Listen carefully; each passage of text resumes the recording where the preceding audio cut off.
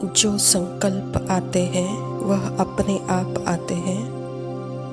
मैं क्रिएट नहीं कर रही हूँ, मैं उसकी क्रिएटर नहीं हूँ। वह ऑटोमेटिकली ही आते हैं।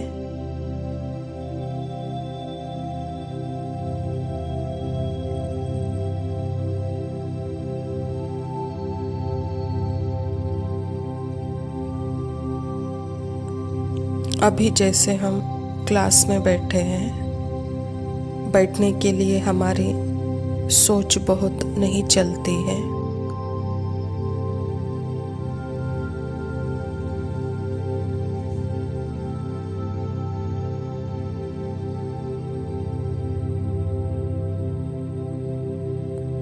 कुछ बोलेंगे तो हमारी ऑटोमेटिकली ही बातें निकलती हैं।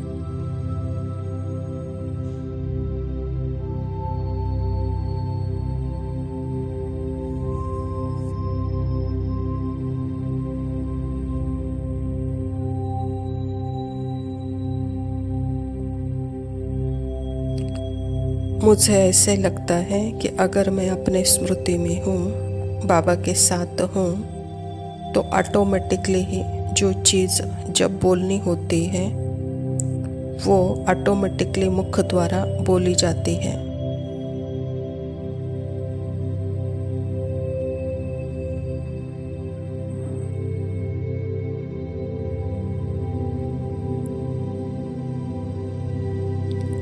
सोच करके बैठ करके नहीं चलता, यह सहज होता है ना।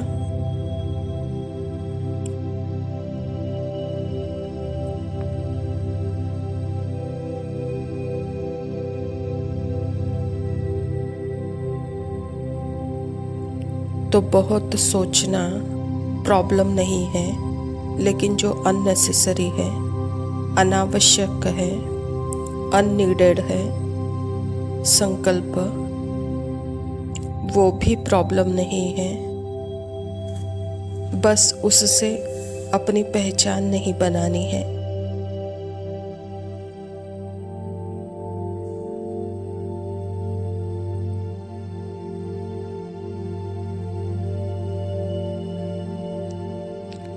वो संकल्प अनायास ही आ रहे हैं, आएंगे तो चले जाएंगे अपने आप, उसमें फंस नहीं जाना है।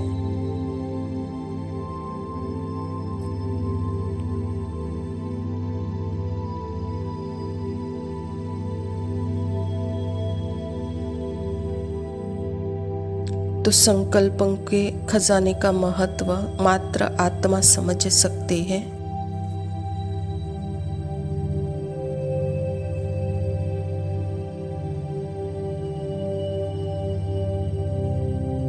यहाँ आत्मा को जागृत होना होगा, तभी हम संकल्पों को यूज कर सकते हैं।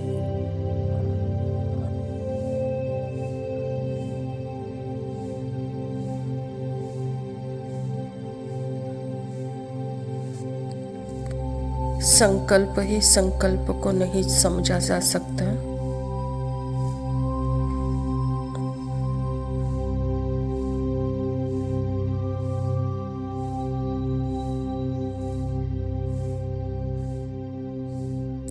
स्वाति भी एक संकल्प है, तो मैं स्वाति संकल्पों को, उसके खजाने को कभी भी संभाल नहीं सकती।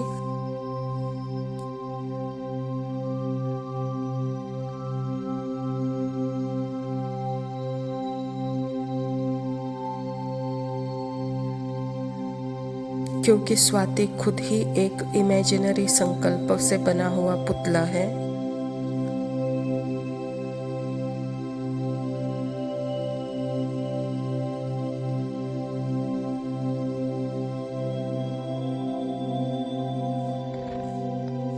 शरीर के साथ संबंधित है वह संकल्प।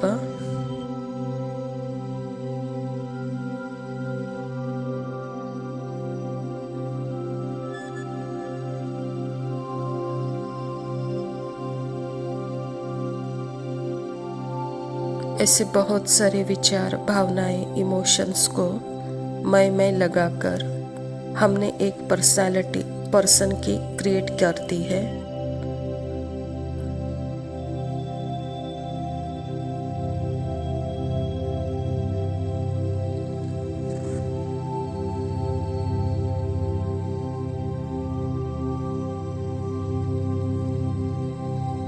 और कुछ नहीं है, हमने बिल्कुल साक्षी रहना है।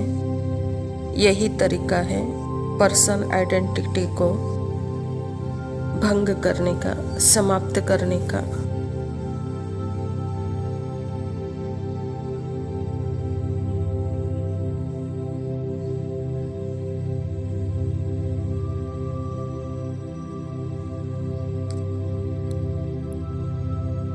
बनी हुई है ही मेरी इंटरेस्ट से ही, तो समाप्त भी मेरे डिसइंटरेस्ट से ही होगी।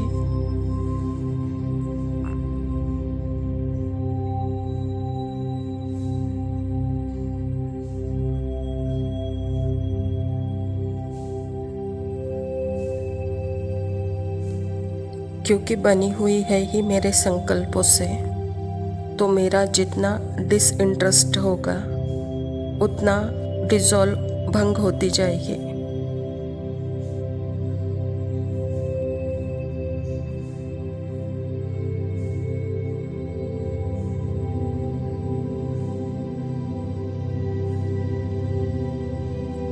तो यह मीनिंग है, जो जितना हम पुराने माइंड के संकल्पों और संस्कारों से साक्षी, उतना मैं परमात्मा के संकल्पों को ले सकती हूँ।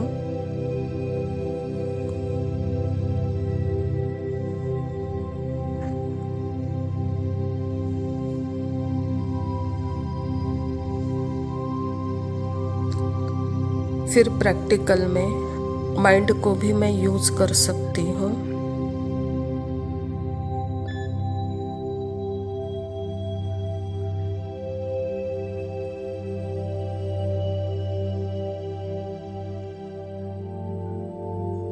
लेकिन यह भी बहुत स्पष्ट हो कि जितनी अधिक आप प्रैक्टिकल लेवल पर रहेंगे, आत्मा बाबा के साथ रहेगी और यह जान लेगी कि मैं थॉटलेस हूँ।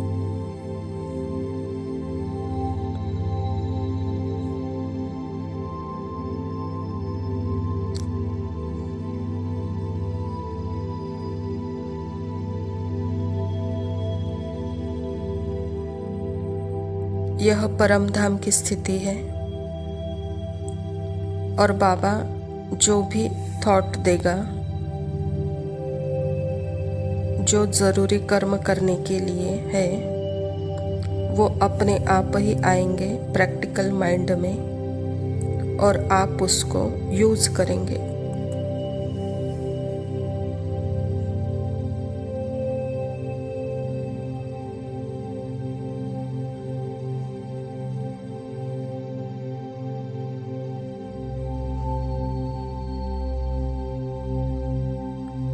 संकल्पों का खजाना आत्मा के लिए है, पर्सन आइडेंटिटी के लिए नहीं, पर्सन के लिए नहीं है। यह बहुत क्लियर हो।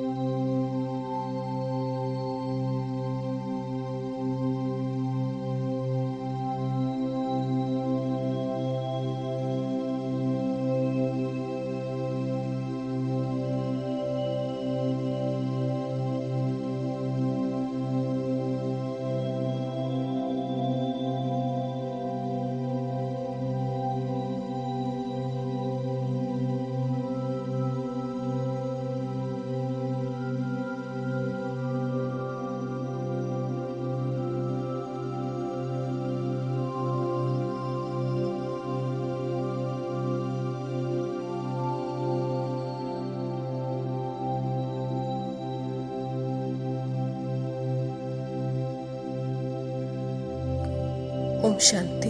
प्रातः मुरली बाप दादा मधुबन। मीठे बच्चे, एकांत में बैठ अब ऐसा अभ्यास करो जो अनुभव हो मैं शरीर से भिन्न आत्मा हूँ। इसको ही जीते जी मरना कहा जाता है। स्वयं परमपिता परमात्मा शिव बाबा प्रजापिता ब्रह्मा के तन में आकर के यह ईश्वरीय विश्वविद्यालय की स्थापना की है और इस ईश्वरीय विश्वविद्यालय के द्वारा ही परमात्मा पिता हम बच्चों को अपने अवतरण के बारे में अर्थात परमात्मा के संकल्प में जब ब्रह्मा आता है तो उसको ही कहा जाता है अवतरण। यह भी अति गुह्य और सूक्ष्म बात है।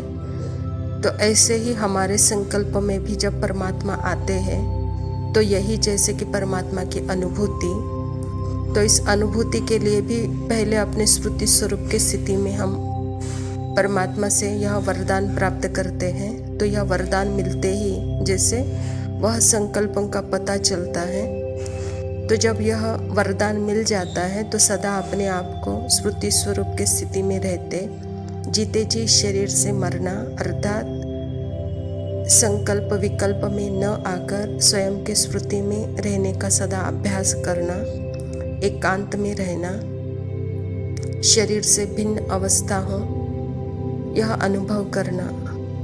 प्रश्न है, एकांत का अर्थ क्या है? एकांत में बैठ तुमको कौन सा अनुभव करना है? उत्तर है, एकांत का अर्थ है एक की याद में इस शरीर का अंत हो, अर्थात एकांत में बैठ ऐसा अनुभव करो कि मैं आत्मा इस शरीर चमड़ी को छोड़ बाप के पास जाती हूँ। कोई भी याद न रहे, बैठे बैठे अशरीरी हो जाए, जैसे कि हम इस शरीर से मर गए। बस हम आत्मा शिव बाबा के बच्चे हैं। इस प्रैक्टिस से देह भान टूटता जाएगा। यहाँ मरना अर्थात ही अपने स्मृति में मैं जो हूँ उसी अवस्था में रहना और जो मैं नहीं हूँ उससे मरना।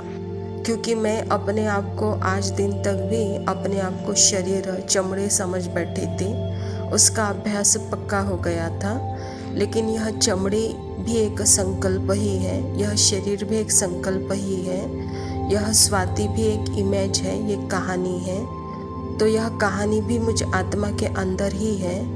तो आत्मा सदा ही जैसे शांत है, मेरा नेचर ही सुख स्वरूप है, प्रेम स्वरूप है, खुशी स्वरूप है, सिर्फ मेरे अपने अर्थात ही यह गुण और शक्तियाँ हैं। तो उसके स्वरूप में, उसके स्मृति में, एकांत में रहना, तो जैसे यह शरीर से मरना, यहाँ यह अभ्यास सदा हो तो बाबा कहता बच्चे यह देह भान टूटता जाएगा।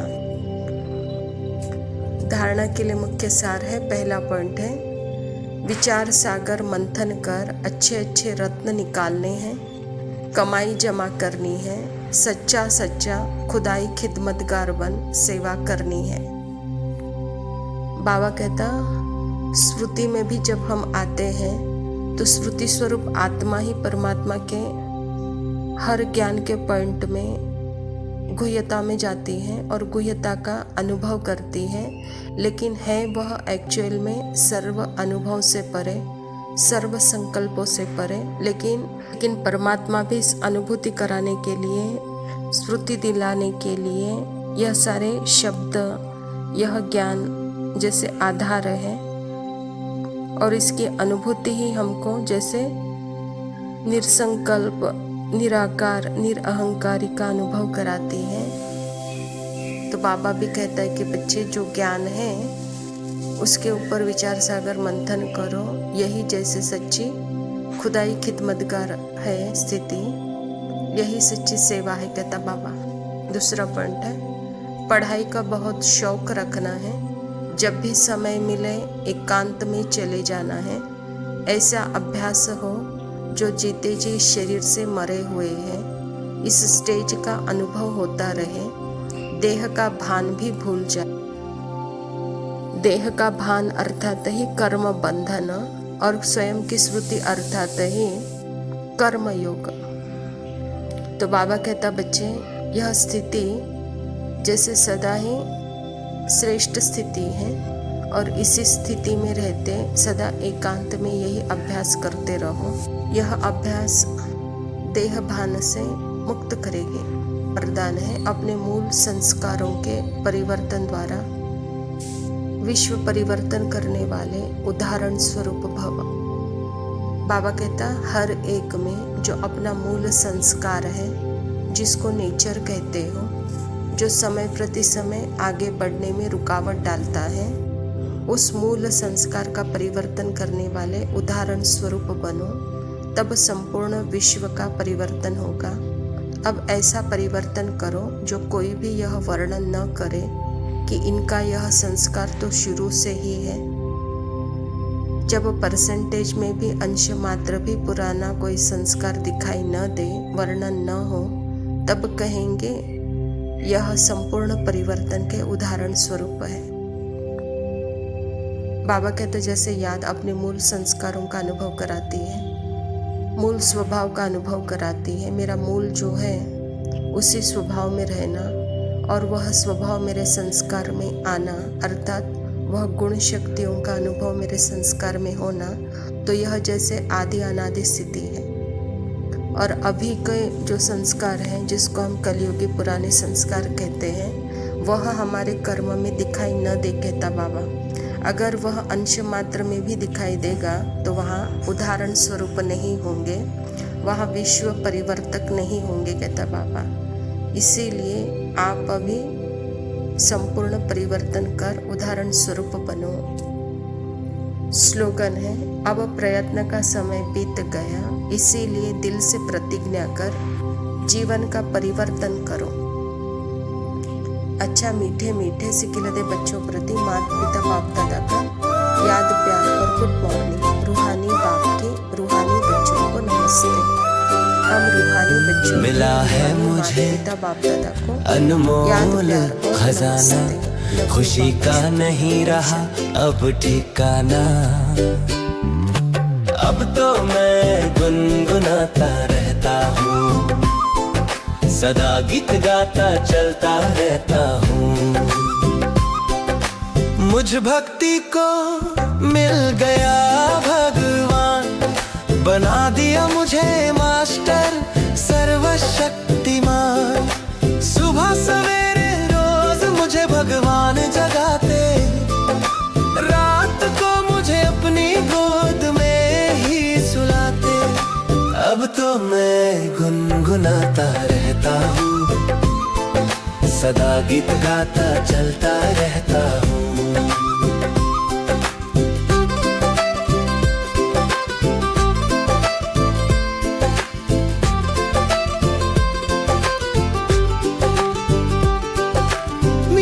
बच्चे कहकर रोज मुरली सुनाते, सिकिलधे बच्चे कह रोज नमस्ते करते। खिलाता है वो मुझे दिल खुश मिठाई, पिलाता शोभी रस जैसे कि रसमलाई। अब तो मैं गुनगुनाता रहता हूँ, सदा गीत गाता चलता रहता हूँ।